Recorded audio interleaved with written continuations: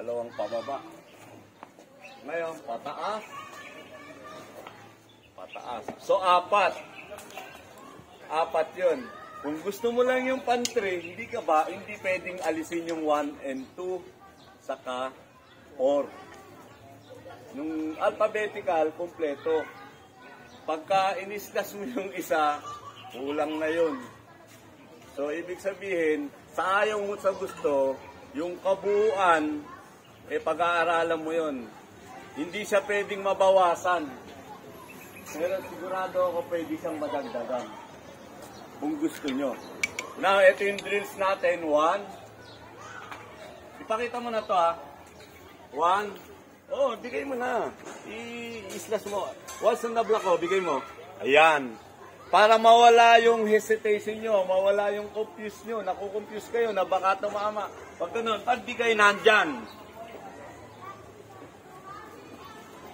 Kasi kaya ito, ang hinihiwa naman dyan talaga, hindi lang ito eh. Ang priority mo dyan, itong risko. Yan. Kaya pag salag mo, ayun na yun. So, bago pa mangyari yun, andyan ka na. So, 1 from here, drills, hawak, control. Kabila, ito ka ulit, hawak, control. Dahil sabihin na natin, may risk dito, baka bumigay yon. At susuntok yan, kahit bumigay yon, hindi natin pwedeng alisin to. Yan drills na to, hindi mo pwedeng alisin kahit na may threat to. Kasi kasama yun dun sa subject. So, pag bigay mo, bimigay ka, andito, oh. Papabayaan mo ba naman na maging open na lang yung kabila? Pero to complete the drills, kailangan mong kunin yan. Kailangan mo bigay sa kabila, kailangan mong kunin yan dahil kabila. Kasama yan. Kasama talaga yan. So ngayon, pati sa empty hands, kukunin niyo yan. Kukunin niyo ngayon yan. Mahaba yan.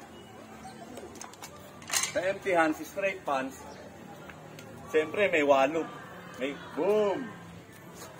Pagkuha mo niyan, dito ka muna. Kompleto yung drills. Dito ako, kabila. Yan. So, drills lang muna. Pagbigay niyan dito, pwede na ako dyan.